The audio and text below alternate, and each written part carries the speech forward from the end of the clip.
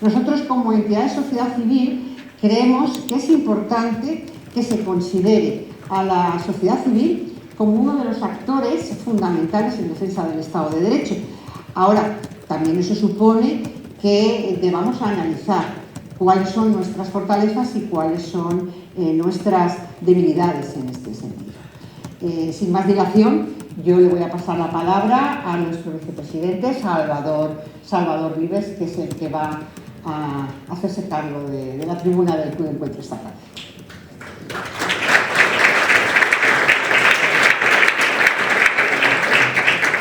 Hola, buenas tardes. Lo primero es dar las gracias a las profesoras que vienen conmigo de la Fundación de Derecho por haber accedido a venir. Muchas gracias, Shakira, muchas gracias, Elisa, muchas gracias, Fernando. Y como siempre al público por asistir. La verdad es que me gusta mucho que esté aquí en la Fundación de Derecho por una razón que no tiene nada que ver con lo que vamos a hablar ahora. Es porque cuando estaba hablando con Elisa en la cafetería, me he dado cuenta de que participa plenamente digamos, el mismo espíritu que tiene el club, ¿no? Independencia, ser modestos a costa de ser modestos para ser independientes, o mejor dicho, ser independientes a costa de ser modestos, ¿no? Me ha gustado mucho escuchar que hay más organizaciones, y una en este caso tan importante como esta, que desarrollan dinero. No voy a presentar excesivamente a la Fundación de Derecho porque la verdad es que el nombre lo dice todo, o sea, realmente ya lo demás sobra. Pero en fin, por añadir algo, diría que sería la entidad que, entre comillas, vigila, promueve, intenta aumentar la calidad del Estado de Derecho en España. Cosa que la verdad es una gran tarea, tal y como está hoy el asunto. Si ustedes miran la página web de la Fundación, verán que tiene estudios muy variados, calidad de los puestos de libre designación, por ejemplo, una cosa en la que no entramos muchas veces, ¿no? ¿Por qué se nombra a este señor en este puesto y qué formación tiene para ese puesto? Pues nadie lo sabe. Estudios sobre la corrupción, tanto cuantitativos como cualitativos, estudios también temas muy interesantes sobre la publicidad y transparencia de las administraciones públicas, transparencia que muchas veces se pregona mucho, pero que luego, cuando alguien quiere saber un dato concreto, la cosa no es tan sencilla, etcétera, etcétera. No voy a decir mucho porque los pueden ver en la página web y son muchos y variados y muy interesantes, yo se los recomiendo. Las tres personas que vienen hoy a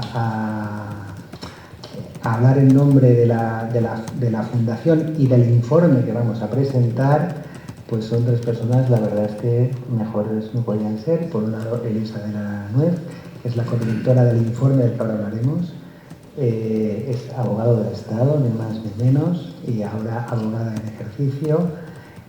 No voy a leer toda su biografía, pero además tiene un montón de publicaciones. Yo no la he leído, pero hay una que me la voy a comprar, es contra el capitalismo clientelar, porque es un tema muy, muy interesante. Y además es un tema del que no se habla. Siempre pensamos de la corrupción del Estado frente a los particulares, pero también está la corrupción del propio mercado, por ejemplo, amparada muchas veces por el Estado o no.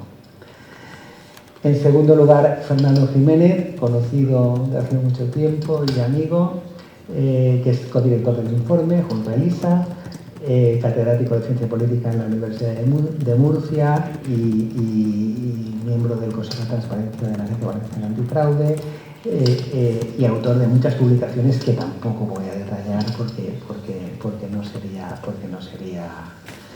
oportuno. Y por último, pues la persona que más manda en la Fundación, que es Zafira, es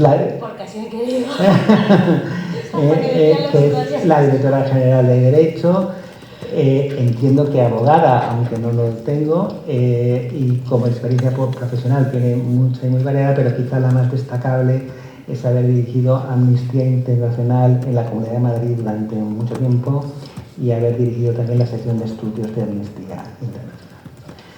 Bien, pero el acto de hoy no viene a presentar la Fundación.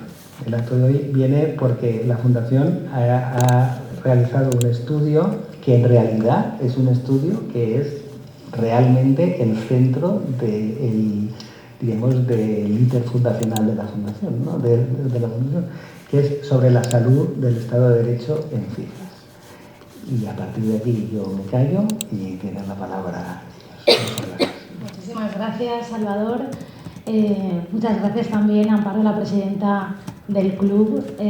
Verdaderamente es un placer que nos hayáis invitado a hacer esta presentación de los hallazgos de este informe de investigación de la Fundación Hay Derecho en Valencia, porque Hay Derecho no es solo Madrid y estamos hoy aquí, pero queremos estar mucho más en Valencia, porque además el Estado de Derecho no es solamente lo que ocurre a nivel estatal y no solamente lo que ocurre en Madrid, sino que tiene una diversidad mucho más amplia. A mí además personalmente compartirlo me hace especial ilusión porque yo soy valenciana y he estudiado aquí también, quiere decir que ya, bueno, pues hay incluso profesores míos entre los miembros de este reputado club, que, como comentábamos en la cafetería, en efecto hay muchas cuestiones en común entre ese espíritu que subyace en la actividad del Club Encuentro y la propia actividad de la Fundación, y es un espíritu que, desgraciadamente, en mi opinión, ya se ha convertido casi en algo un poco revolucionario, porque es rompedor ser,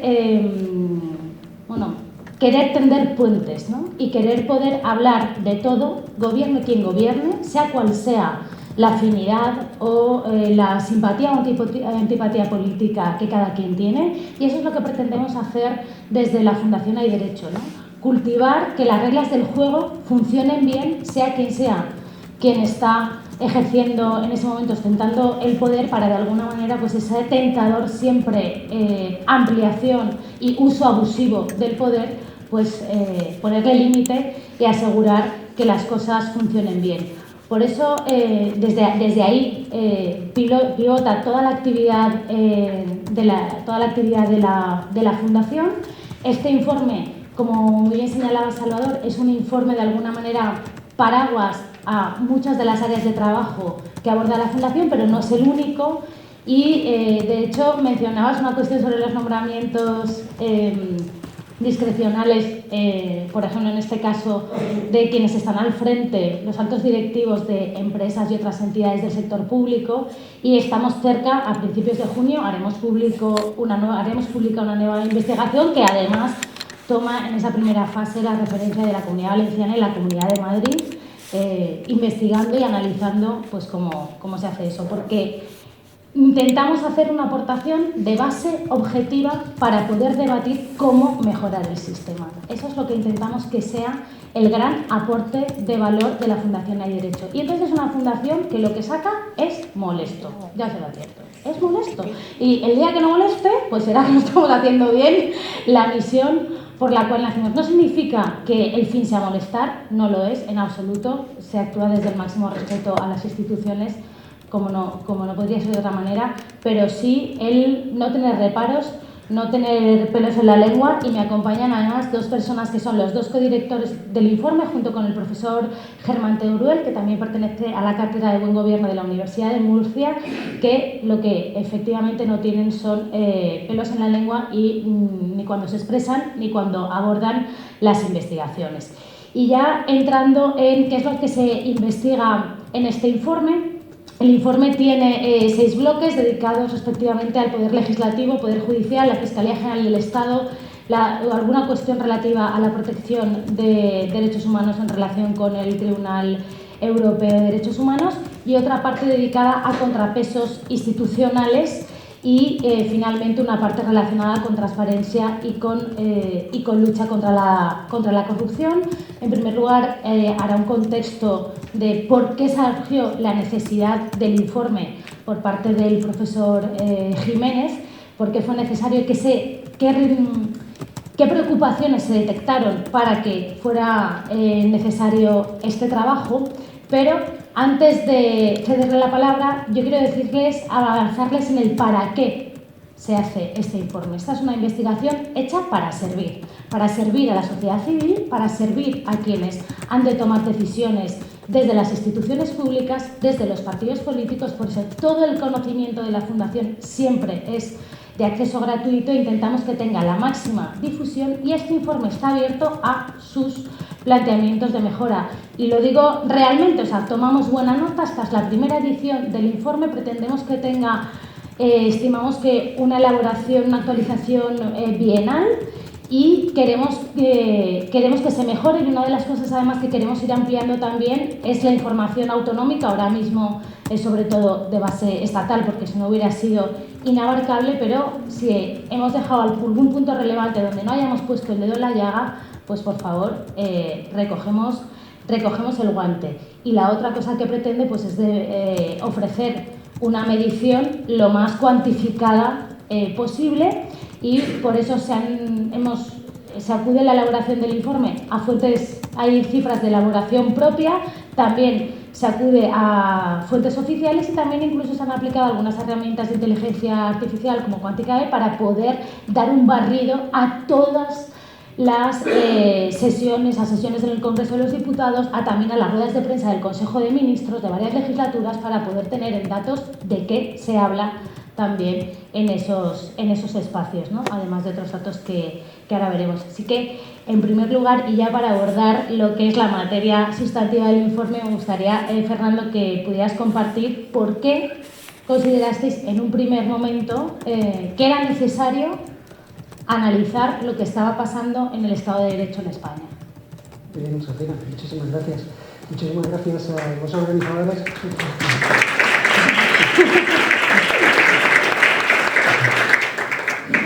Por la invitación, ¿vale?, al Club Manuel Bolseta, porque es una auténtica referencia no solo en la Comunidad Valenciana, y es muy satisfactorio recibir una invitación para estar aquí. Y déjenme también decir, ya que estamos en Valencia, yo vivo ahora en Murcia, pero tengo muchísimos amigos aquí y me encanta siempre verlos, Joan. Y decir también que soy miembro del Consejo de Participación de la Agencia Valenciana Antifraude. Hay unos cuantos miembros de la agencia hoy aquí con nosotros, y bueno, siempre es un gusto, ¿no?, verlos y compartir estos momentos. Y por supuesto, también antes de formar parte de la Agencia Valenciana, del Consejo de Participación de la Agencia Valenciana, formo parte de una ONG de lucha contra la corrupción con origen en Valencia, que me parece un ejemplo de esto que nos decía Amparo, ¿no?, el principio de la importancia que tiene la sociedad civil, el papel tan fundamental que tiene la sociedad civil en la mejora de la calidad institucional en España. Esa asociación es Acción Cívica contra la Corrupción, soy miembro desde hace mucho tiempo y también tengo unos cuantos amigos de Acción Cívica aquí, o sea que, en fin, es una satisfacción muy grande compartir este espacio con todos ustedes. Bueno, ¿por qué? Me preguntaba Safira, ¿no? ¿Por qué hacer este informe? Evidentemente, la primera razón es la preocupación que tenemos por el deterioro institucional de nuestro Estado de Derecho, ¿no? Hay un montón de indicadores, un montón de informes, especialmente a nivel internacional, que van marcando algo de ese deterioro. Y es un deterioro que no tiene que ver solo con la última legislatura. La última legislatura, ya nos dará ahora Elisa unos cuantos datos, veremos cómo ha habido un descenso todavía más agudo, ¿no?, en ese proceso de deterioro, pero es un proceso de deterioro de largo plazo. Lo vemos en muchos informes internacionales, ¿no? Desde luego están en los informes ahora más recientes de la Comisión Europea sobre el Estado de Derecho, que dedican un pequeño capítulo a cada uno de los países. Nos viene alertando de algunos problemas en el caso español, pero incluso hay otros informes, por ejemplo los informes de GRECO, el Grupo de Estados contra la Corrupción del Consejo de Europa, que por ejemplo la cuarta ronda de evaluación de GRECO hizo un informe sobre especialmente los problemas asociados a la corrupción en función de cómo estaban regulados los jueces y los fiscales en el caso de toda Europa y en concreto en el caso español, ¿no? El informe de evaluación, fíjense ustedes, es de 2013, es decir, han pasado 10 años. Ese informe de evaluación tenía solo 4 recomendaciones para España, que tenían que ver con los jueces, ¿no?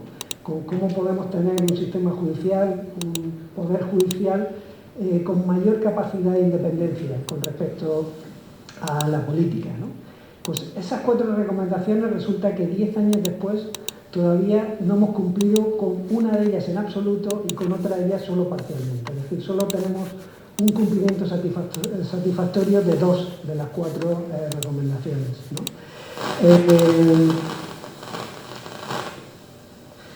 Bien, 10 años después.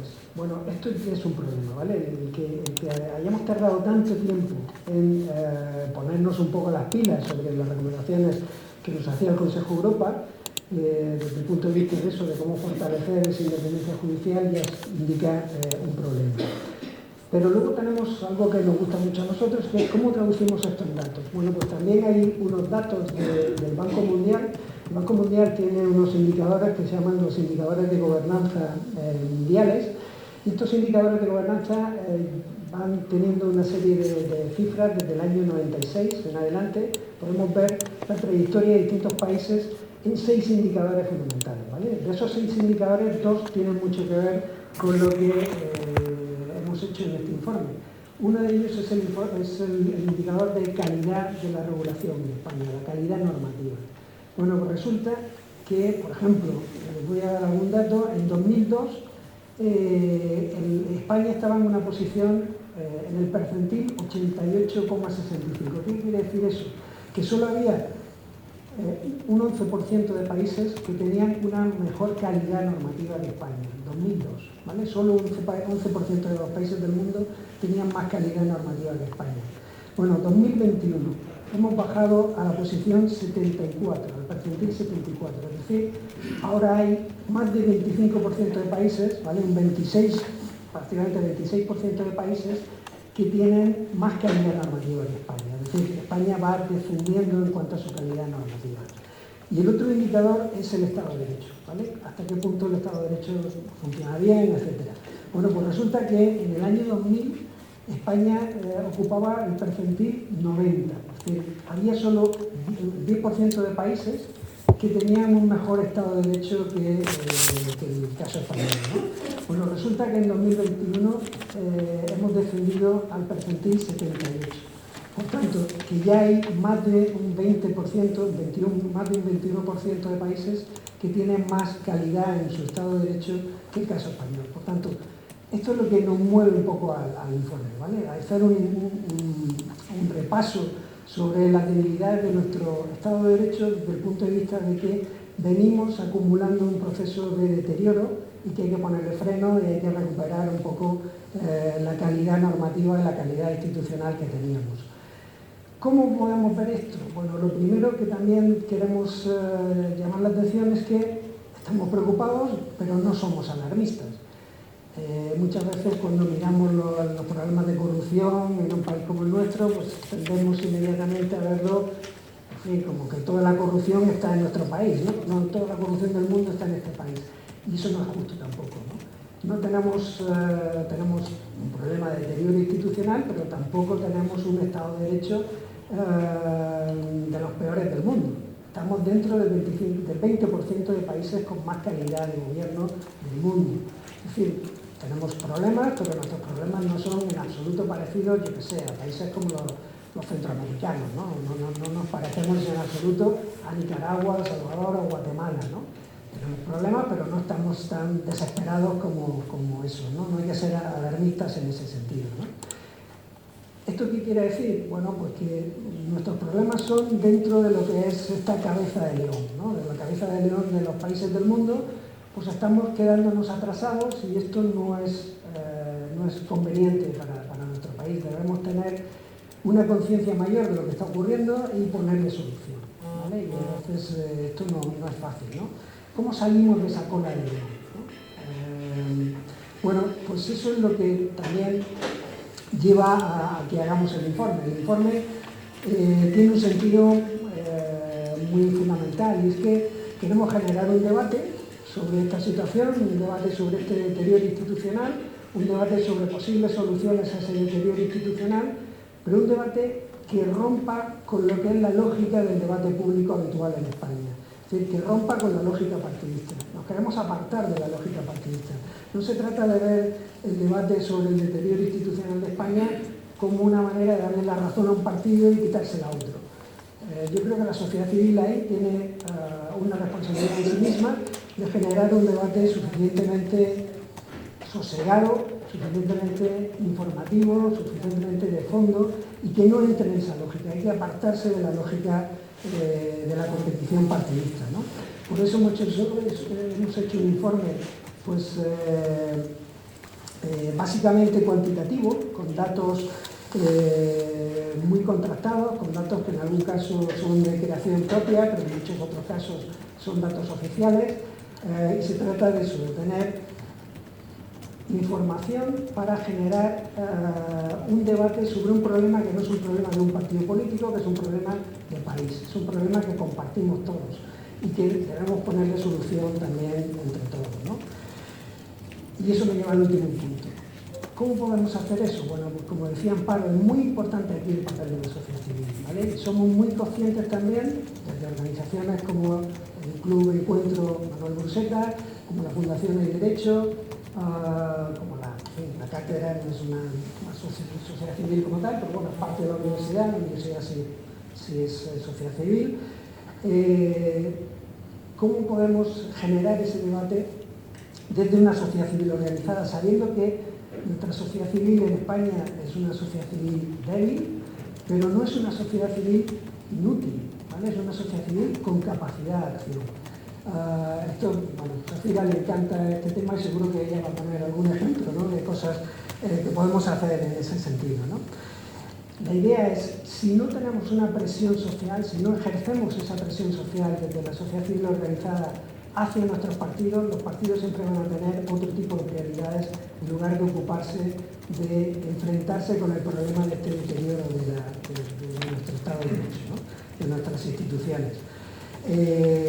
Bueno, pues lo que tenemos que generar son cambios, y son cambios que limitan la capacidad de actuación de los partidos políticos. Por tanto, si no hay presión social, los partidos no lo van a hacer si no sienten esa presión, ¿no? Dice un admirado autor, Rafael Jiménez Asensio, tiene un libro famoso que tituló España, un país sin frenos, donde daba un repaso un poco desde el siglo XIX en adelante a lo que ha sido la construcción de nuestro Estado, viendo cómo estas debilidades de la construcción liberal en España pues habían dado lugar finalmente a que tuviéramos un Estado sin tener esa capacidad de frenos contramayoritarios a lo que hacen los gobiernos, ¿no? Bueno, yo no sería quizás tan alarmista como Rafa, ¿no?, en ese sentido de que España sea un país sin frenos, pero sí digamos que con la ilusión que habíamos generado hace 40 años en la construcción democrática, pues bueno, nos hemos encontrado ahora en una situación un poco que estamos preocupados por estos frenos. No es que sea un país sin frenos, pero sí tenemos unos frenos un poco averiados, ¿no? Y es el momento de tomarnos en serio el cómo podemos ponerle fin a eso, cómo podemos mejorar la capacidad de los frenos de nuestro país y que funcionen en condiciones, ¿no? Y bueno, en ese sentido me gustaría terminar con una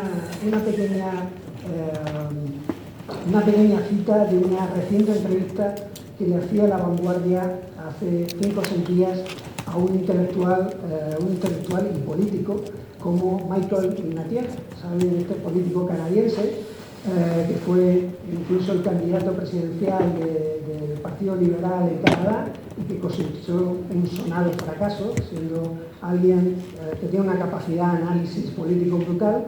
Sin embargo, fracasó como político, ¿no?, como candidato político, lo cual ha hecho que lo podamos recuperar para la academia y además hizo que después de ese fracaso escribiera un magnífico libro que les recomiendo a todos ustedes, que se llama Fuego y cenizas, que son sus memorias políticas. ¿Por qué fracasó?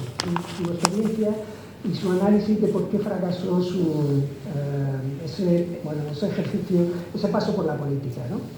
Y bueno, en esta entrevista él es un magnífico intelectual que ha pasado por universidades del primer nivel, como Harvard, como Oxford, ha sido rector de la Universidad Central Europea de Budapest. O sea, estar en Budapest, conocer la experiencia de deterioro del Estado de Derecho en Hungría, es algo también que, bueno, que él lo marca, ¿no?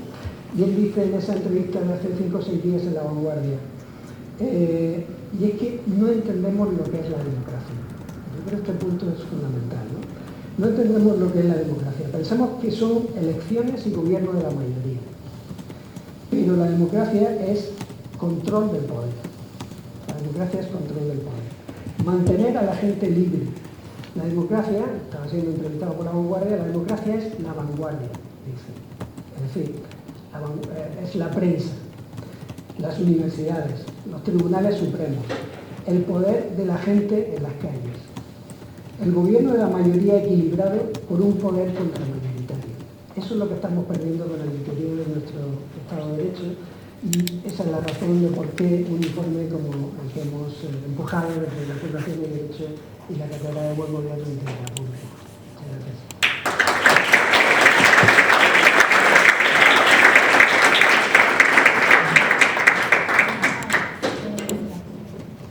Sí. Yo me voy a poner de pie para hacer esta presentación y bueno, voy a retomar un poco el esquema del informe. Lo que han dicho Fernández Arriba, nosotros hemos intentado con esto poner un poco los datos de esto que nos está pasando y bueno, este es el periodo que lo hemos estudiado y en este periodo, que es el de esta legislatura, pues hay algunas circunstancias un poco peculiares que ciertamente han contribuido a esa tensión del Estado de Derecho que, como bien dice Fernando, viene de antes, ¿no? Esto es importante, pero aquí hemos sufrido unas tensiones muy importantes, las consecuencias del proceso catalán. Tenemos todavía un gobierno de coalición minoritario que está apoyado por partidos independentistas. Tenemos un Parlamento extremadamente polarizado donde no son posibles los consensos transversales y además hemos tenido una pandemia de COVID-19. Es decir, hemos tenido muchos elementos para tensionar nuestras instituciones. Y me alegro que hayas dicho lo de Michel Iglesias porque hablamos de Estado de Derecho, pero hablamos de democracia. Y esto yo creo que es un aspecto muy importante, porque siempre decimos no hay una democracia sin Estado de Derecho, ¿no? Y estos son un poco los datos del índice de la votación en España en el Estado de Derecho. Fernando ha dado otros también muy interesantes. Y estos también los indicadores desagregados, donde vemos un poco cómo ha ido esa evolución durante este periodo. Y luego nosotros lo que queríamos era enlazar con una preocupación que está también en la Unión Europea, que es el informe de Estado de Derecho de la Unión Europea, pero que, como es lógico, se mueve en un nivel muy alto, son 27 países que comparar. Y además, una cosa importante, es un informe que se hace a partir de entrevistas y de percepciones.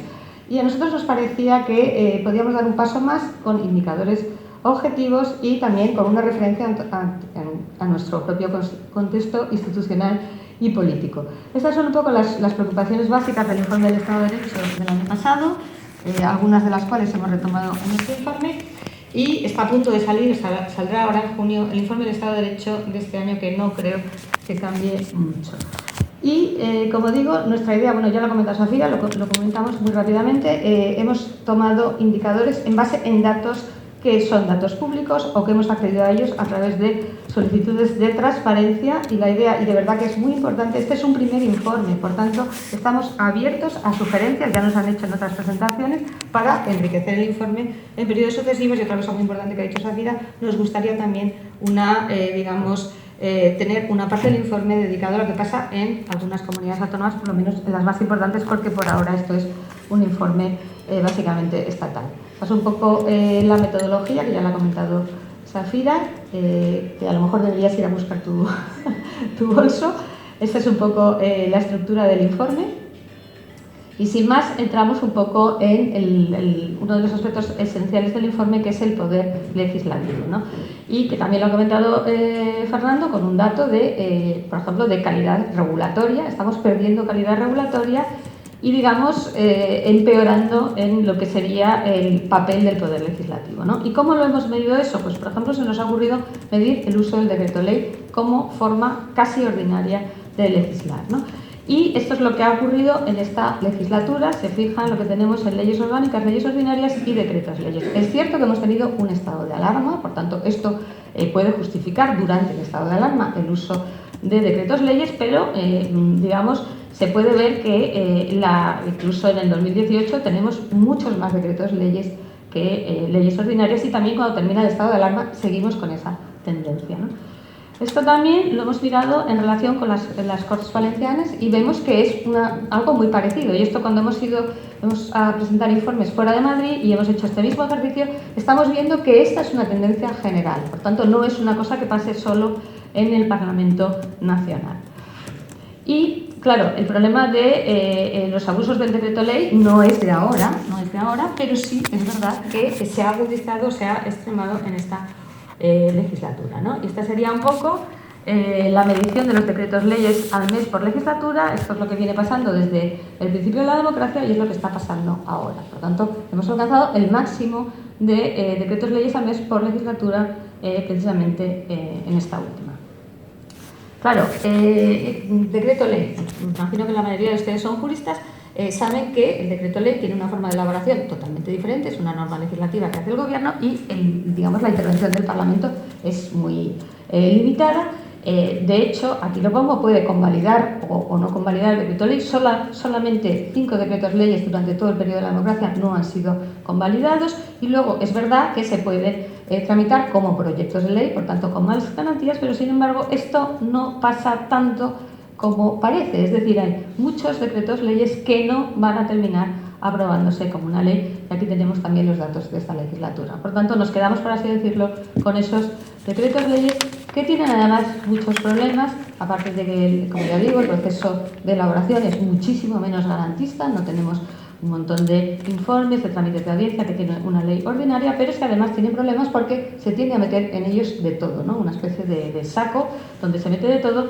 Y aquí hemos puesto, por ejemplo, este ejemplo de uno cualquiera, pero cualquiera, donde se mete en algo que tiene que ver con, digamos, medidas de refuerzo, protección de consumidores de energía, pues vamos a meter también retribuciones del personal, servicios del sector público, protección de las personas trabajadoras, etcétera. ¿Por qué? Porque esto hace muy difícil al Parlamento rechazar, convalidar un decreto ley que tiene dentro, digamos, pues este tipo de cuestiones más de tipo social, más de tipo, bueno, de beneficiar a colectivos vulnerables, ¿no?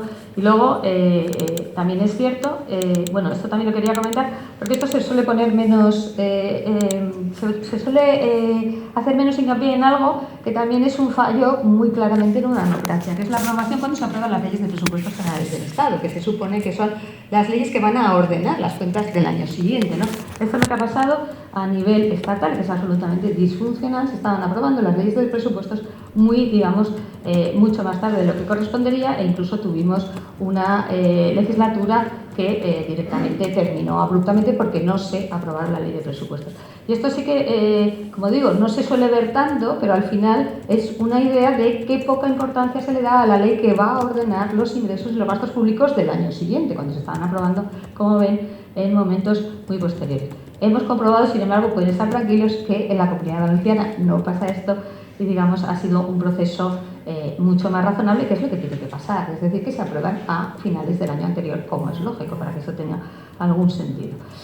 Esto también es una cosa que se suele comentar poco y que nos llamó mucho la atención.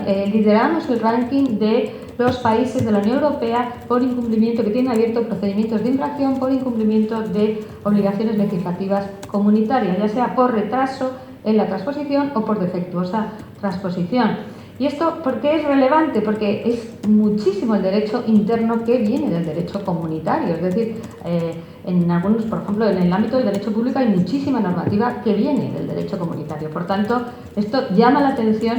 Tenemos algunas ideas de por qué pasa, pero cuando presumimos de que somos un país muy europeísta, pues a lo mejor tenemos que mirar también este tipo de cuestiones. Retraso tenemos, como digo, en transposición de directivas, unos cuantos procedimientos, y también tenemos procedimientos de infracción. Como digo, lideramos el ranking según los datos, en este caso, de la propia Comisión Europea. Más problemas relacionados con el poder legislativo, pues es una cosa que lo que nosotros llamamos en el derecho legislar para la foto. No planificamos, hay leyes que se anuncian de repente en un Consejo de Ministros para allá, cuando llevan durmiendo el sueño de los justos en el Congreso, estas cosas que se aprueban en el último momento por enmiendas, y decimos, ¿cómo medimos esto? O sea, que son cosas que vemos.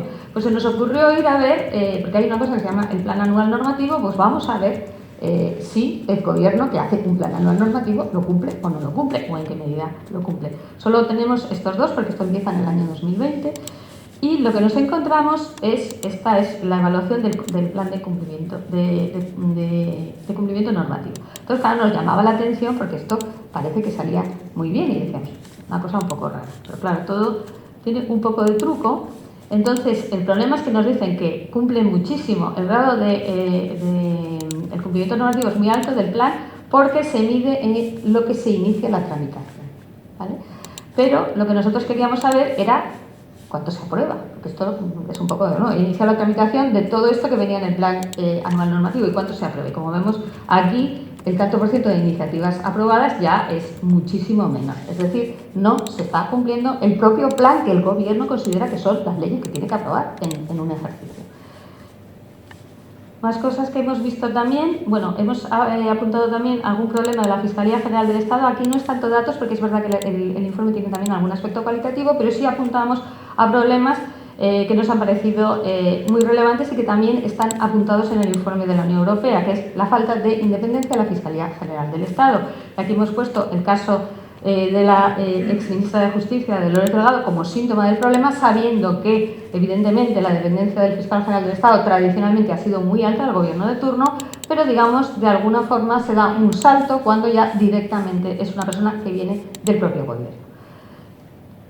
Más cosas que también hemos visto en el informe es algunos casos muy llamativos de fiscales que han tenido problemas graves en la Fiscalía General del Estado derivados de la enorme discrecionalidad que tiene el Fiscal General del Estado, que esto se sabe poco, para nombrar y cesar fiscales que no les sean o que les resulten molestos, ¿no? Todo esto está en el informe, yo lo paso rápidamente, pero merece la pena si tienen interés que le echen un vistazo. Poder Judicial, por supuesto, tenemos el gran problema del bloqueo del Consejo General del Poder Judicial. Esto está muy hablado, muy diagnosticado. No sé si, como dice la ministra, en el metro, pero realmente ha llegado un poco más a los medios de lo que suelen llegar los problemas, digamos, del Estado de Derecho.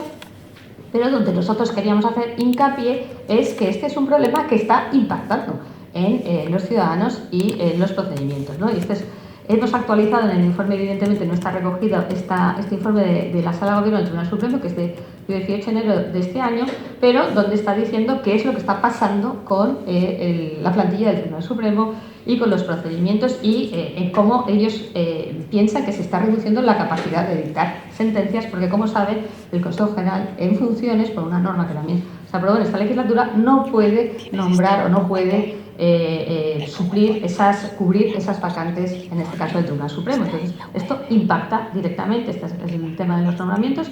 A partir de aquí ya no hay más nombramientos porque se le priva de esa capacidad.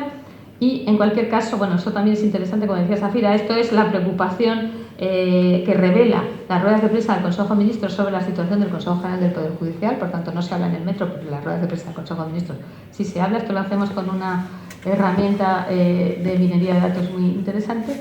Y, en cualquier caso, como les decía, bueno, esto es un poco también la posición que tenemos nosotros, si quieren luego lo dejamos para el debate, pero lo que sí nos parecía muy importante era esto, es decir, cómo está subiendo las medidas de duración de los procesos en todas las salas del Tribunal Supremo, porque sencillamente no hay magistrados suficientes para sacar los procedimientos y para sacar las sentencias.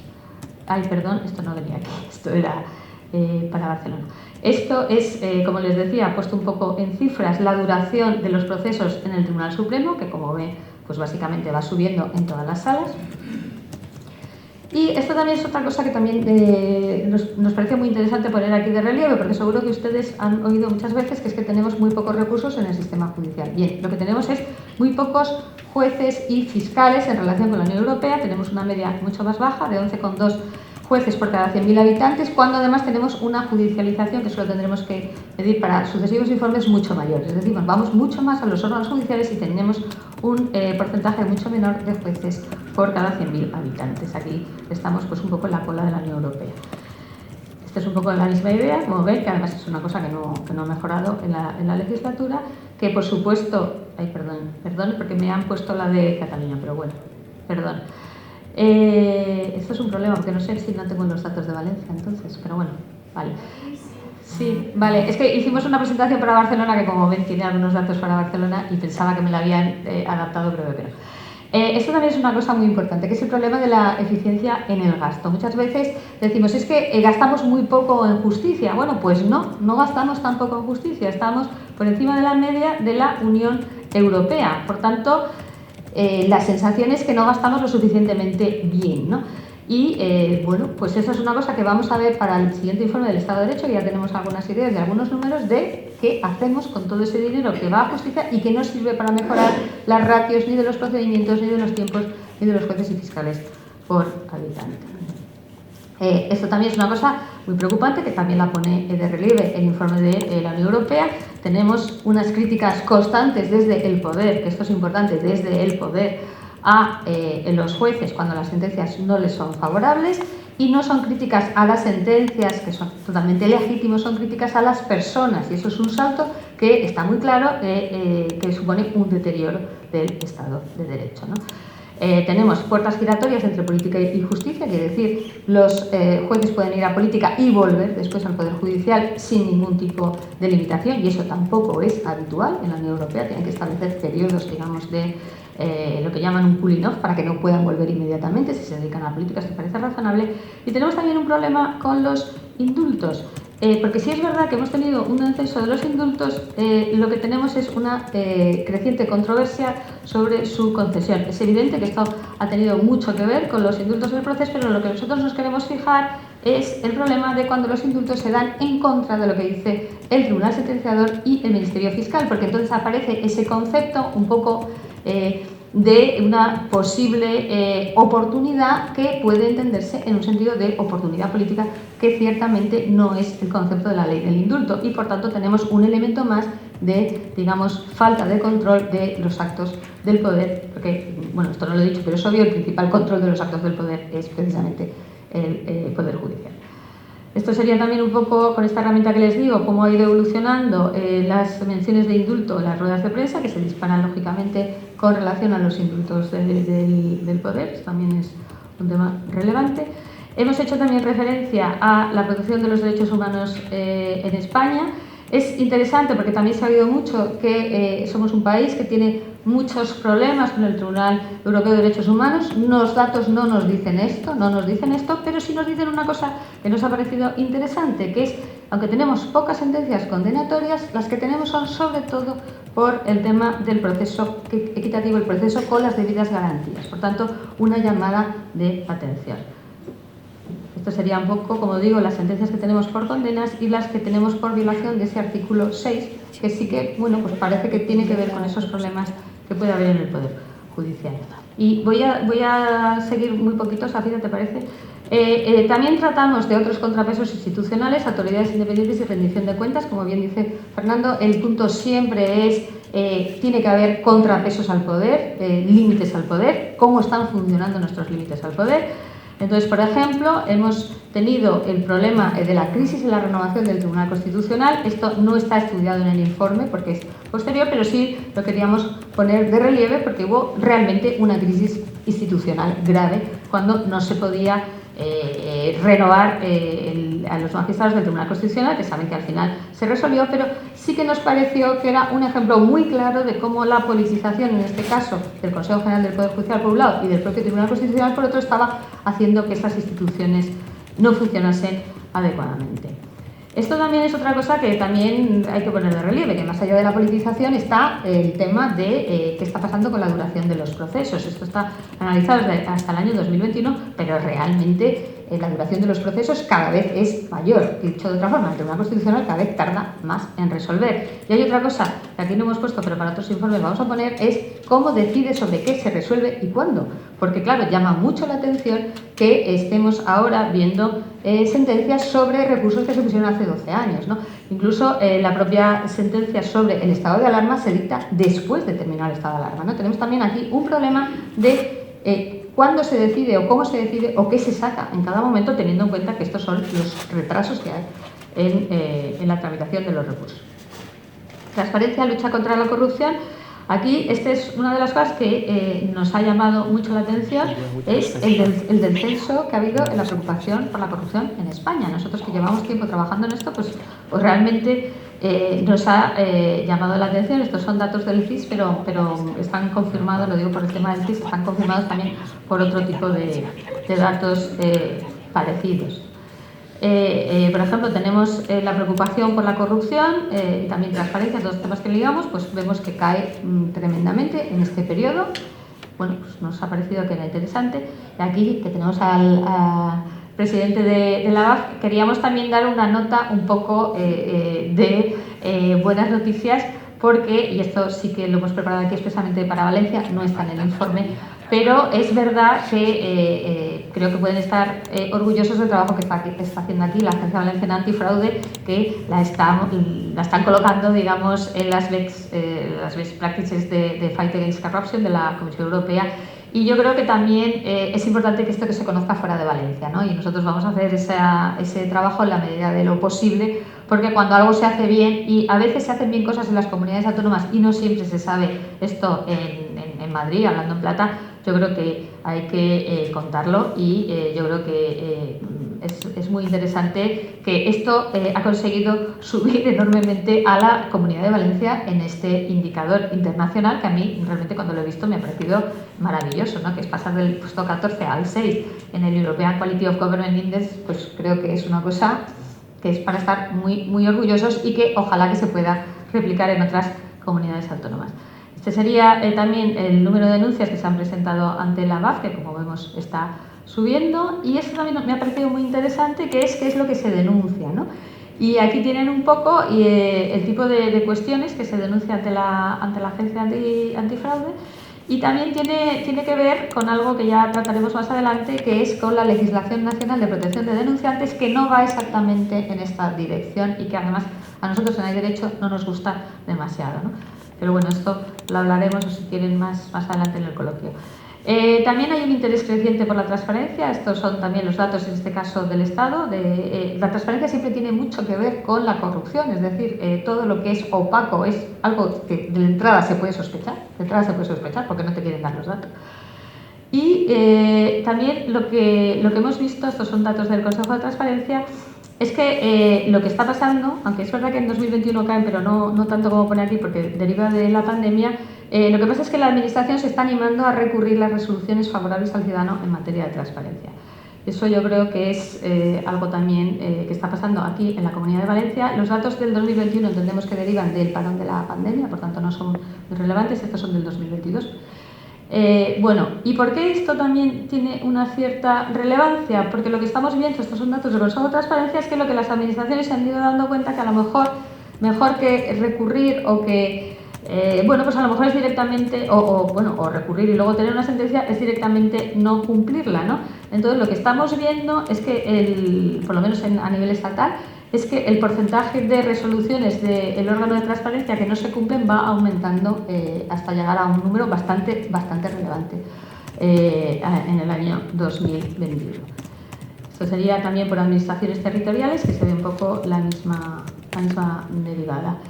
Y en general, sociedad civil organizada, bueno, pues esto también lo he comentado antes Fernando, nosotros creemos en la sociedad civil, somos sociedad civil, pero realmente somos conscientes de que somos pequeños, tenemos un tamaño muy reducido, y otra cosa que también sale un poco en nuestro informe es que las grandes organizaciones de la sociedad civil suelen estar vinculadas a partidos políticos o grandes patrimonios empresariales o grandes empresas. Eso es una cosa que dice siempre Zafira, que para nosotros es muy importante. El problema al final es la falta de independencia, ¿no? Entonces, si quieres ser independiente, pues parece que tienes que ser pobre. Entonces, bueno, pues ese es un poco el problema que nos estamos encontrando. Esto es un poco el reparto de organizaciones.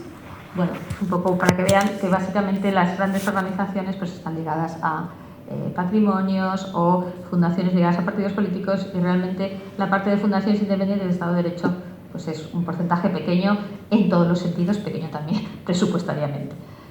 Y como conclusiones, bueno, pues que lo que ha comentado Fernando al principio, tenemos un deterioro estructural muy agudizado durante esta presente legislatura por los datos que hemos comentado, insisto, que viene de lejos, esto es importante.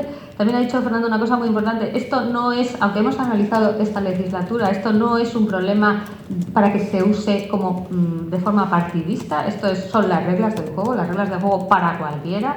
Además, afortunadamente, como vamos a hacer también estudios por comunidades autónomas tienen gobiernos diferentes y lo que estamos viendo es muy parecido, no estamos viendo grandes diferencias, ¿vale?, en según qué tipo de gobierno.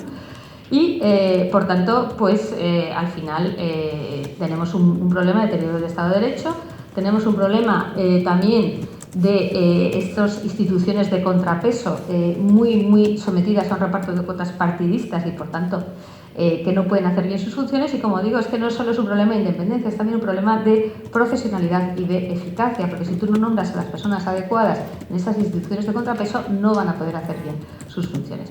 Y bueno, pues lo que ha dicho también Fernando, y con eso termino, podemos hacer desde la sociedad civil, poner estos datos en la opinión pública, ponernos en la agenda, intentar ponernos en la agenda política, intentar hacer presión, porque eso también lo sabemos todo, lo que ya tenemos una edad, al final, si esto es importante para la opinión pública, acaba siendo importante para los partidos políticos. Y nada más.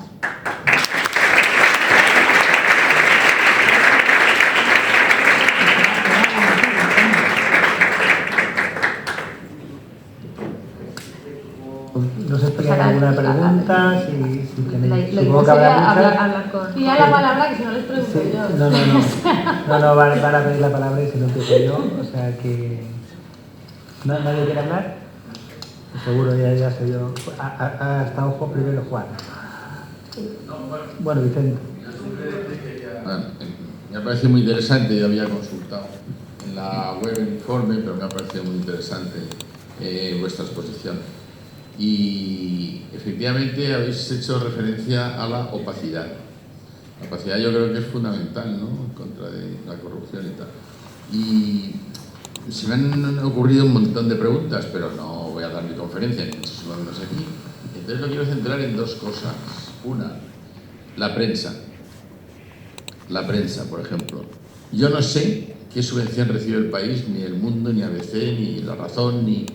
Y a mí como ciudadano me interesa, porque es muy interesante, ¿no?, para ver por dónde va cada periódico y qué es lo que recibe cada periódico. Una. Dos, las retribuciones del gobierno están en los presupuestos generales del Estado. Yo sé lo que cobra el presidente del gobierno, los ministros están. Pero yo no sé lo que cobra la mujer del presidente del gobierno, ni dónde está metida, ni en qué sociedades, si recibe subvenciones, si no, etcétera, etcétera. Es algo que a mí me interesa. Lo centro en el presidente del gobierno, pero lo centro en los presidentes de todo el gobierno, los ministros, etcétera, etcétera. 3. La autonomía del Parlamento. Y la autonomía del Parlamento, en base a la autonomía del Parlamento, los parlamentos hacen... no sabemos lo que gana un diputado. Sí, un diputado, el sueldo fijo tiene que es 3.000, pero luego por ser presidente de la comisión no sé qué, por ser... Oiga, pero ¿cuánto gana usted? ¿Su nómina cuánto es? Yo lo quiero saber. ¿Por qué no lo pone en la página web, que estamos en la época de la transparencia? No me quiero alargar más, simplemente esas 3 preguntas. O sea, cuando dices que cuando se financia la prensa vía subvenciones públicas, también sería interesante saber de qué grandes empresas se financia la prensa, porque tú solamente puedes ver mucho por qué línea, por dónde van. Pero sobre todo... Sí, no, lo público, pero también no.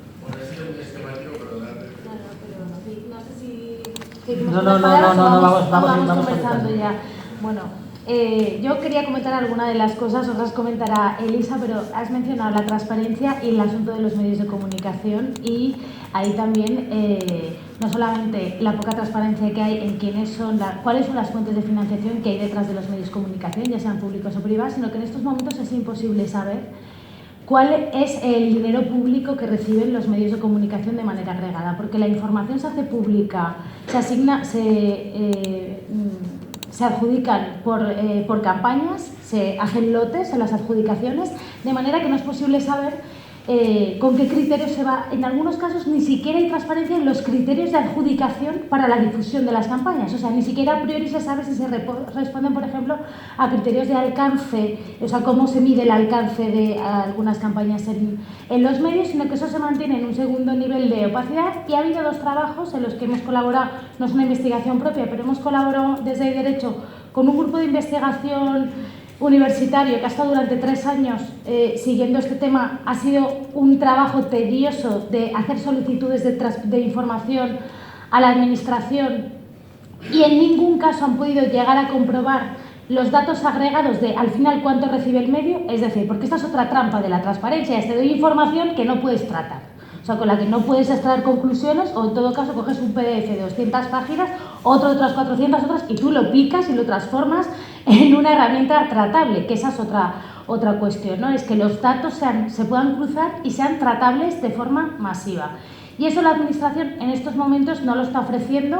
La Ley de Transparencia necesita claramente una reforma y también muchas de las legislaciones autonómicas, de manera que ahora mismo ese dato que tú reclamas de cuánto recibe al final el medio X para saber si se está utilizando, porque hay evidencias de que se está utilizando la adjudicación de publicidad institucional para subvencionar medios, y la subvención de los medios tiene que ir por otra figura. Ahora mismo no es un dato que esté disponible. ¿Cómo está saliendo a la luz? Pues lo está sacando un hacker de la transparencia, que él está sacando los datos y los está publicando en redes sociales, pero no los está sacando la Administración. Y luego otra cuestión, ya que has mencionado los medios, aunque esto no es de publicidad, es el control sobre los medios públicos, ¿no? Y cómo se ha hecho incluso en algunos casos, cuando ha habido el caso, se citan en el informe 2 casos que me gustaría compartir. Uno, por ejemplo, en el caso de la Comunidad de Madrid, de Telemadrid, cuando hubo un gobierno en coalición, sí que se modificó la ley que regula la televisión madrileña para desligar el mandato de la dirección de Telemadrid del mandato electoral. Esto es una cuestión, lo menciono porque es una cuestión muy importante aplicada a cualquier ámbito de organismos de control, que los mandatos de esos organismos de contrapoder no coincidan con los mandatos del poder político. Sin embargo, cuando hubo un cambio de gobierno se volvió a reformar la ley, y la ley, que se había aumentado a 6 años el mandato, volvió a ponerse en 4 años. Por contra, en Televisión Española sí que parecía que se habían dado pasos para hacer un proceso abierto y de libre concurrencia, y fue un bochorno que se hizo público quién iba a ocupar la dirección de Radio y Televisión Española antes de que los candidatos finalistas comparecieran en el Senado. O sea, ni siquiera se había acabado el proceso, ¿no?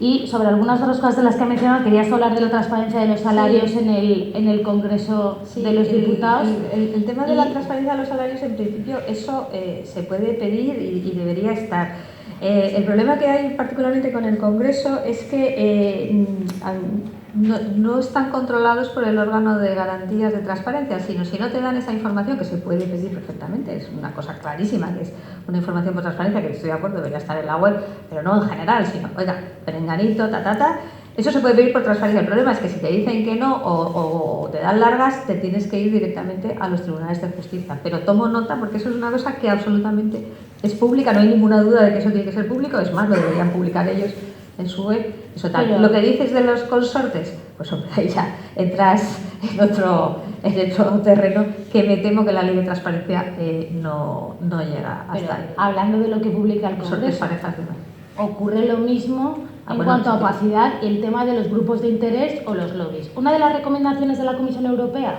en su informe de Estado de Derecho, que España no va a cumplir en esta legislatura ya y va a asumir además la presidencia de la Unión sin haberlo cumplido, es la regulación de los lobbies, ¿no? Ha habido un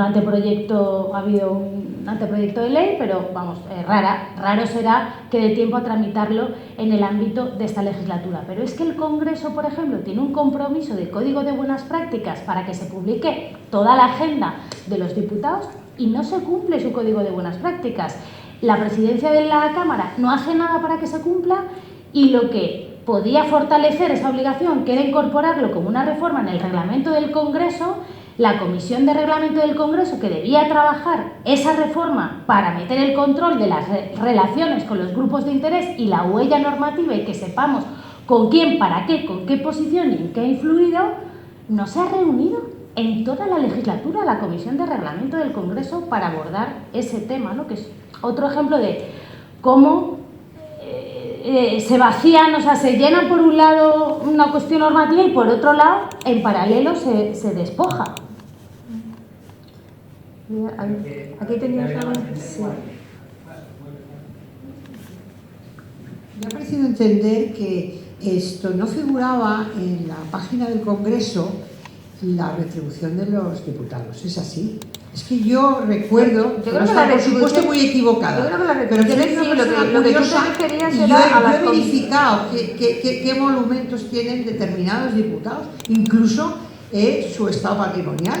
Y no sé si estamos hablando de lo mismo o no. Digo en esta legislatura. No lo sé, yo no lo sé. Yo he tomado a mí sí me parece diciendo que eso debería estar. A mí me parece yo no lo he mirado. Bueno, digo porque yo he comprobado el sueldo de la retribución que tienen determinados esa diputados. comprobación desde el derecho no la hemos hecho. No la hemos hecho. Ah, vale. Lo refería Vicente. Pues es que yo puedo aportar, si se puede aportar, vamos, que yo he comprobado, he consultado y me he informado de lo que cobran determinados diputados y senadores del Congreso y figura hasta su situación patrimonial. No es que figure, es que es obligatorio que figure. Pero eso, igual estoy equivocado. Por presidente de comisión, tanto, como portavoz, tanto. Pero tú no sabes, fulanita está con... Los datos agregados. Bueno, lo comprobamos. Para ¿habéis consensuado algún sistema de elección del Consejo General del Poder Judicial que mantenga la independencia, no haya el corporativismo, no sé qué? ¿Tenéis alguna propuesta concreta? Sí, tenemos, y lo mismo para la designación del fiscal general del Estado, que al final ¿hay ahí alguna propuesta de cambio? Sí, el tema del Consejo, ahí estamos un poco, tenemos dos posturas. Uno, digamos, la postura de la Unión Europea, que sabéis cuál es que según los estándares europeos, la mitad, digamos, al menos tiene que ser nombrados por jueces y magistrados, la otra mitad por Congreso y Senado, con una cosa que ha dicho la Comisión Europea, que me hace gracia porque siempre los partidos, cada uno coge su parte, que ha dicho primero desbloqueo, después reforma, ha dicho las dos cosas, y en ese orden lo digo porque oiréis a cada uno decir, no, ha dicho esto, ha dicho las dos cosas. Pero es verdad que visto lo visto aquí y la aparente imposibilidad de conseguir esto, y luego además que hay que tratar el tema de las asociaciones judiciales que están enormemente politizadas, por tanto no puedes pasar, digamos, de una politización a otra, tendrías que establecer algún mecanismo. Nosotros como hay derecho incluso hemos llegado a proponer un tema que es el sorteo entre gente que obviamente tenga las condiciones. Es decir, si no se pudiese llegar a una despolitización por la vía normal, que sería pactando esto que decimos, y además teniendo en cuenta que no se sustituye la influencia política, digamos, de un lado por las asociaciones judiciales, que están totalmente alineadas, la mayoría, no todas, con los partidos políticos, si no fuera eso posible, que sería lo razonable y lo normal, pues a lo mejor ir a un sistema de sorteo, que ya lo hemos planteado como mal menor, es decir, bueno, sorteo después de un filtro. Claro, que yo veo caras, ¿eh? No, o sea, a nosotros no nos va a tocar. Se trataría, de lo que se trataría, pero déjame que, porque veo algunas caras en duda y como tú partes de un marco de conocimiento y a lo mejor estás dando por hecho algunas cosas, se trataría de que el proceso tuviera varias fases. Entonces, hay una primera de proceso, pero digamos que tú te presentas y no sabes si finalmente vas a ser elegido o no, porque aquí parece que todo el mundo tiene que saber cuando se presenta algo público que va a ser. Entonces nos cargamos los procesos concurrenciales. Cuando te presentas a un puesto privado y puede ser que te cojan o no, y sin embargo en lo público parece que o ya está apalabrado o a nadie concibe que pueda concurrir. Entonces podrían concurrir las candidaturas, habría varios candidatos para cubrir es el mismo filtro que hay ahora. O sea, la gente ahora se puede presentar, lo que pasa es que ahora tú te presentas. No, pero quiero decir que tú sabes, porque llevas padrino o no llevas, es lo mismo, tú te presentas y luego sale el sorteo de quien sea, con lo cual lo que rompes es la conexión con el partido. Que haya un filtro primero técnico de si será el perfil, que pueda haber además unos filtros de vetos recíprocos, ¿no? De manera que perfiles que se alejen mucho de alguien de reconocida competencia, etcétera, se pudieran eliminar y luego finalmente, en la terna final, se pudiera proceder a un sorteo. O sea, que sorteo después de un proceso de selección, de manera que no sea posible saber a priori ¿quién va a tener, que al final es el problema que tenemos ahora, el control, o sea, la captura aritmética partidista de un órgano que debe ser un órgano de garantías y que no sea un correlato inmediato del Ejecutivo o del Legislativo, ¿no? ¿Ahí había más preguntas? Yo lo que no sé es el orden.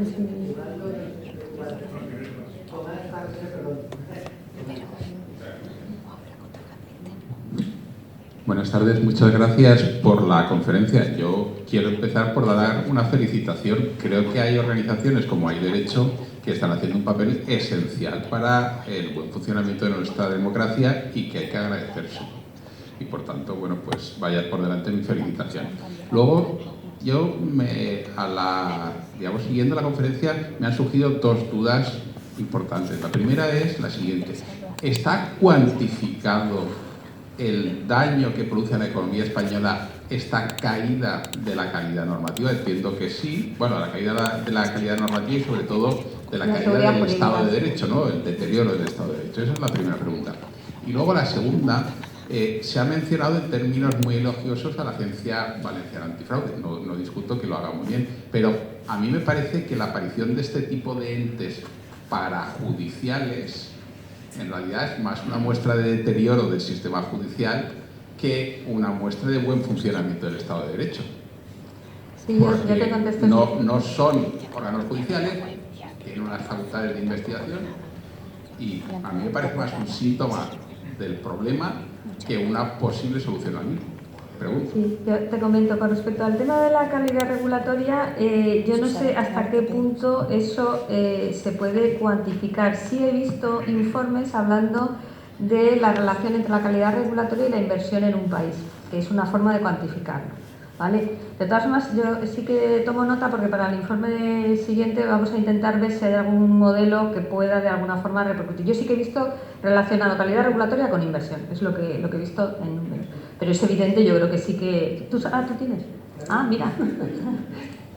Mira, en 2018 sacamos un informe, Paco Alcalá, que es un catedrático de Economía, que es miembro del IBIE, Paco Alcalá y yo, un informe sobre el coste económico que tenía el deterioro institucional de España, ¿vale? Y bueno, cogimos con los indicadores del Banco Mundial, hicimos una serie de cálculos y lo que nos salía a nosotros es que, además, un dato muy parecido al que le salía a Joan Romero en el informe también que hicieron sobre el despilfarro económico, ¿no? El despilfarro de las inversiones, etcétera, las políticas públicas.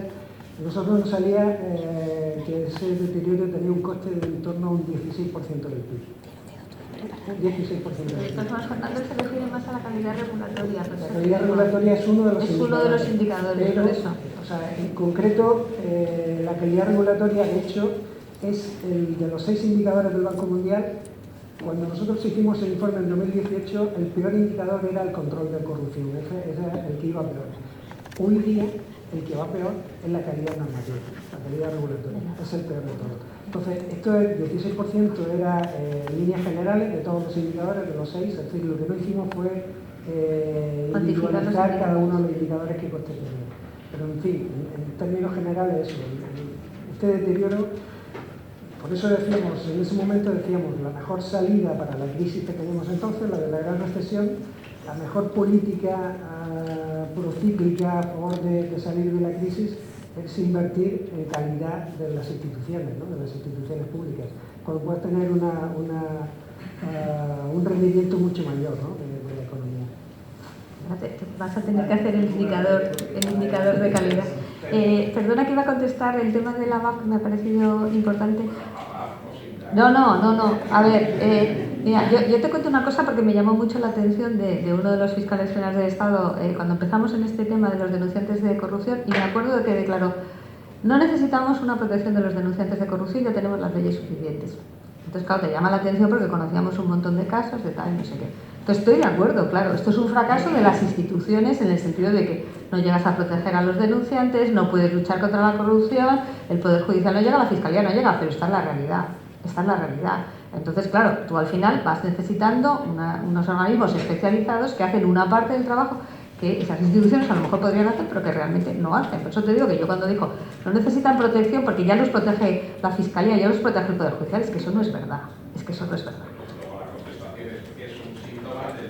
Puede ser un síntoma de que no llega o que no llega lo suficientemente lejos quien a priori podría tener lo que hacer, pero claro, la realidad también manda. Entonces dices, oye, necesitas protección de esta gente, necesitas que alguien empiece actuaciones de investigación porque realmente la Fiscalía no da abasto. Es que esa es la realidad. Entonces, en ese sentido, a mí me parece que puede ser un síntoma de que podría haber un cierto fracaso en otros aspectos, sí, pero bueno...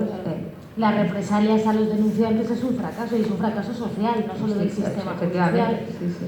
Eso es así.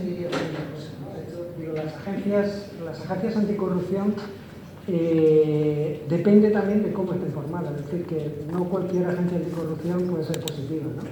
Tenemos el ejemplo de Europa del Este. En Europa del Este, prácticamente todos los países de la Europa del Este, por la negociación que tuvieron para entrar en la Unión Europea, se les obligó a mejorar sus políticas anticorrupción y en general todos ellos adoptaron una agencia anticorrupción, ¿no?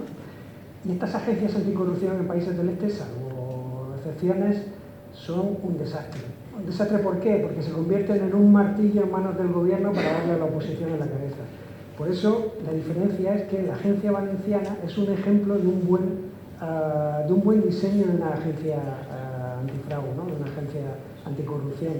Primero porque tiene mucho cuidado en torno a eso, ¿no? En realidad no mira qué partido es al que se va a perseguir, quién es el que está gobernando el ayuntamiento y no sé qué, antes de iniciar una investigación. Y luego es exquisitamente, bueno, ha pedido la palabra el director, lo defenderá mejor que yo, pero ha tenido un cuidado exquisito en no invadir para nada lo que son competencias de tipo judicial. Es decir, ellos tienen muy claro que son una agencia para investigar irregularidades administrativas y ese es su campo y ahí termina, ¿no? En cuanto descubren algo que tiene que ver con los jueces, lo pasan a los jueces, ¿no? Moderador.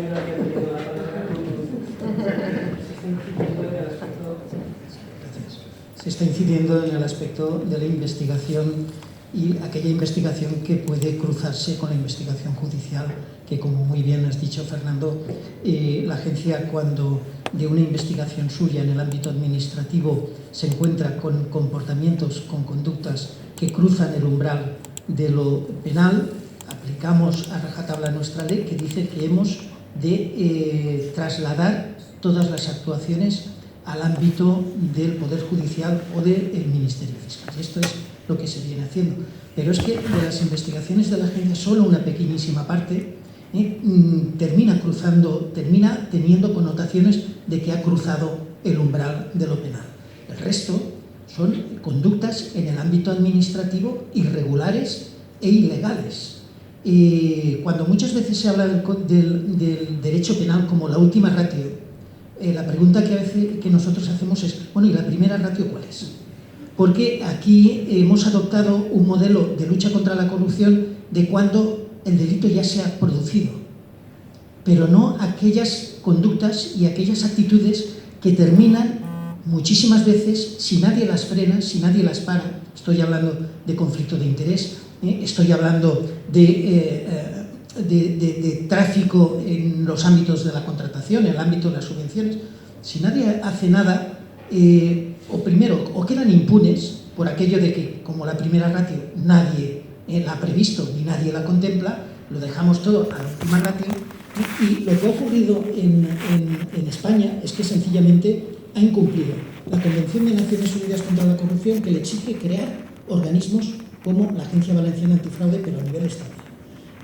La Oficina Antifraude Europea el año que viene cumplirá un cuarto de siglo. Nadie ha planteado que la OLAF, nuestra Oficina Antifraude Europea, esté haciendo tratamientos parajudiciales. La Oficina Antifraude, que para nosotros, por la colaboración que tenemos con ella, es un ejemplo de cómo se interviene y cómo se investiga en esos ámbitos donde el delito no se ha producido, pero donde sí que estamos afectando al derecho porque se está deteriorando el funcionamiento de nuestras instituciones, este ejemplo a mí me gustaría que no solo en la Comunidad Valenciana, sino que en el resto de España estuvieran funcionando en las oficinas antifraude.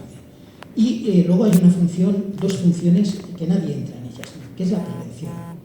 La prevención que el año pasado, en nuestra memoria está, pasaron 4.000 personas por los procesos formativos, cursos, conferencias y toda clase de actividades formativas de cargos electos y de funcionarios, pues nos encontramos que se adolece de una formación en materia de ética, en materia de integridad en nuestras administraciones públicas. Y estamos ayudando a que todos los ayuntamientos, los 542 ayuntamientos de la Comunidad Valenciana, tengan su plan de integridad, que incluye los planes antifraude, y tengan personal preparado. Este aspecto, que es la prevención, que es la formación, pasa más desapercibido porque no tiene ese morbo de la investigación o de las cosas que salen en los periódicos. Y luego está la protección de las personas denunciantes. La agencia está protegiendo a 30 personas en estos momentos, la mayor parte funcionarios públicos. Algunos de ellos, la propia Fiscalía nos ha pedido que nos hagamos cargo, porque se reconoce el fracaso absoluto de la ley del 95 de protección de peritos y testigos. Porque no es una ley prevista para que aquel funcionario que ante una conducta corrupta de su alcalde, de su director general, plantea que está pasando esto, no está previsto, ese funcionario le cae el mundo encima. O sea, es relegado, si es un funcionario con responsabilidades, se le quitan esas responsabilidades, se le amarga en definitiva la vida. Díganme, en la ley de enjuiciamiento criminal, ¿dónde se trata esto? O en el Código Penal, ¿dónde se trata esto? Entonces, el que exista desde hace 7 años, funcionando desde hace 6 años, una agencia como la Valenciana protegiendo a estas personas, nos está permitiendo acometer procesos que, si no hubiéramos intervenido, pues hubieran convertido en la corrupción que hemos conocido, o que todos conocemos. Por lo tanto, bueno, esto de que actuamos parajudicialmente, solo actuamos cuando los jueces nos lo piden en el ámbito penal. Y sí, estamos actuando en el ámbito penal, realizando informes periciales que cuando llegan a la Fiscalía, cuando llegan al juez de instrucción, dice, ya teníamos ganas de que llegaran estos informes. Porque además les resultan gratis, no tienen que ir a buscar a nadie. Solo lo que es, en definitiva, agencias como la nuestra, donde todo el mundo son funcionarios de carrera, funcionarios con más de 20 años de ejercicio, y que se lo creen, porque podrían estar en sitios mucho más cómodos, de mucho más confort, como se puede cuando tienes 10 trienios en tu carrera profesional. Sin embargo, están ahí. Y termino, disculparme, pero...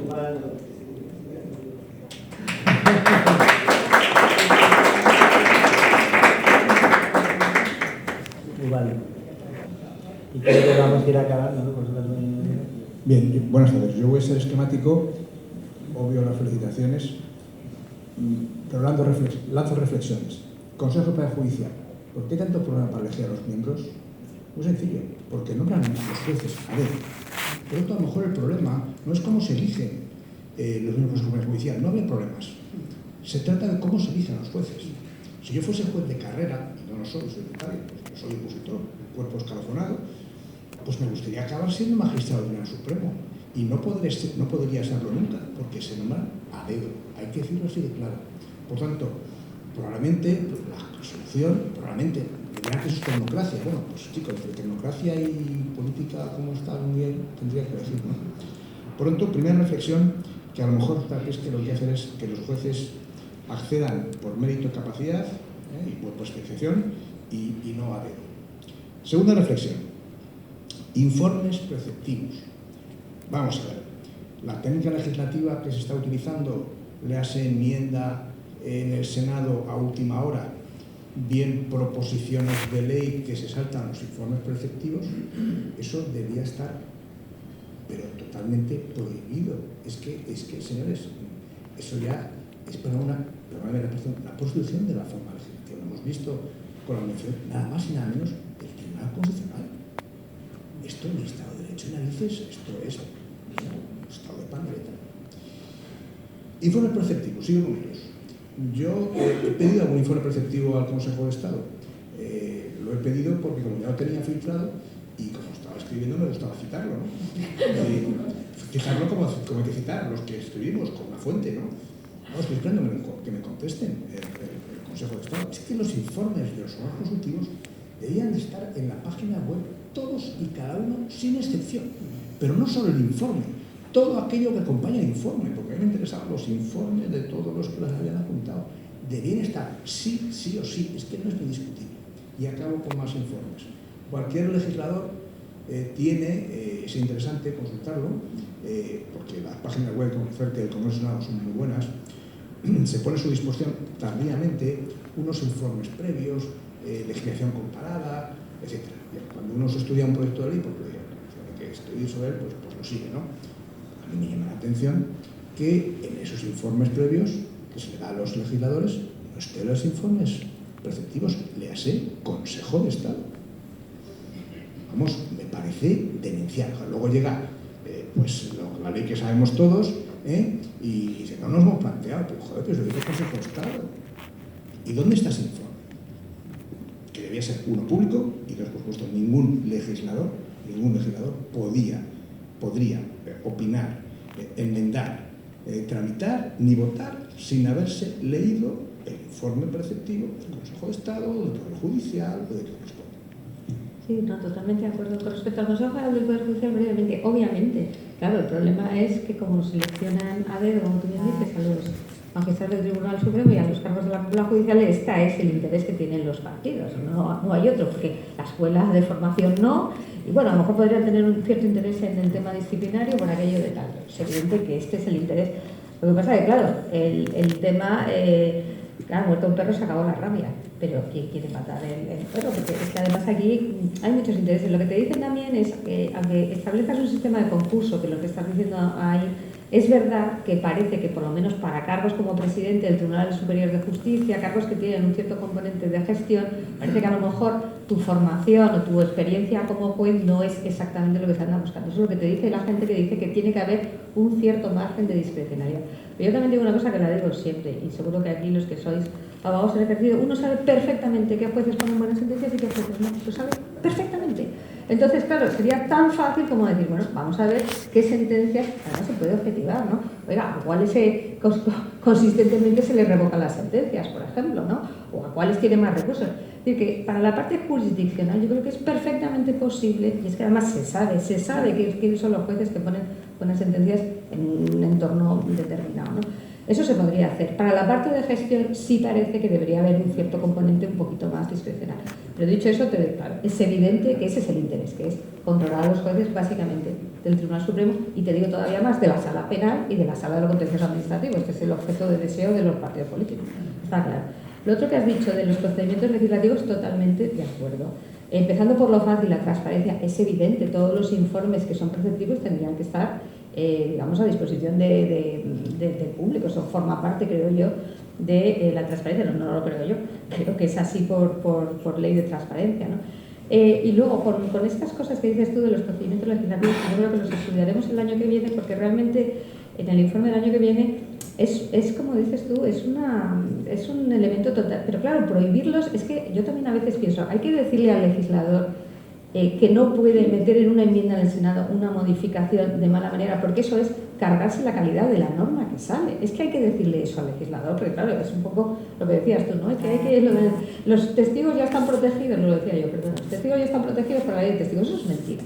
Pero es verdad que prohibirlo a mí me parece un poco tanto como decirle, ustedes como legisladores, porque todo esto ¿para qué es? Para producir normas con mejor calidad técnica. Esto es lo que se intenta, porque yo una cosa que repito mucho, ya termino este rollo, si uno puede tener la ideología la que quiera, pero luego necesita una calidad técnica para que eso que pretende llegue a buen fin. Y tenemos ejemplos muy recientes de leyes que te podrán gustar más o menos desde un punto de vista ideológico y que tienen una finalidad y consiguen exactamente la contraria. Y eso es un problema técnico. Porque claro, es que tienes que tener una buena técnica para conseguir tus fines, los que sean, ¿no? Eso no sé hasta qué punto podemos, o yo creo que sí que debemos ponerlo mucho en el debate público, porque las cosas que están pasando últimamente, y pongo otro ejemplo que es de hace 2 minutos, no sé si han visto las 2 normas en el BOE modificadas el mismo día, las prohibiciones de contratar, el mismo día, 2 posibles versiones en el BOE. Yo esto no lo he visto nunca, llevo muchos años de ejercicio, ¿no? Esto está empezando a ser una cosa ya de chiste, ¿no? Entonces yo creo que hay que poner este tema encima de la mesa y no sé si tanto como prohibir, pero un poco aleccionar a la gente de que esto En fin, esto es una profesión, al hacer las leyes, que hay que tener cuidado con ellas, ¿no? Sí, todo claro. Bueno, amén, ¿vale? A las tres cosas que he comentado, totalmente de acuerdo, pero solamente decirte al principio, cuando hablaba del informe de Greco, de la cuarta ronda, el de 2013, el informe de evaluación de 2013, que vamos ya por 5 informes posteriores, el último, el sexto, va a ser ahora en diciembre de este año, y ahí decía que solo nos hacían 4 recomendaciones para el tema de los jueces y que teníamos una línea sin cumplir. La una, evidentemente, son que deciden que los 12 vocales jueces del Consejo General del Poder Judicial sean elegidos entre jueces, sin cumplir. Y la media es que nos piden precisamente que haya unos criterios objetivos a la hora de la designación del magistrado, del Supremo, etcétera, en lo que hace el Consejo. Está también sin cumplir. Bueno, pues creo que Zafira quiere quitar a una persona y luego nos vamos. Sí, porque no voy a responder a la pregunta, luego él hace una que no se quede, porque nadie ha hecho la autocuestión de cómo se financia todo este trabajo para mantener la independencia. Pero aquí presente hay uno de nuestros patronos, que es José María Muñoz, que está ahí sentado y muy discretamente, y al final es la generosidad de 200 personas que deciden, pues bueno, como los socios del club, contribuir a que esto sea posible. Bueno, pues con la cita de Zafira acabamos el acto. Muchas gracias. La verdad es que creo que hubiera dado para mucho más.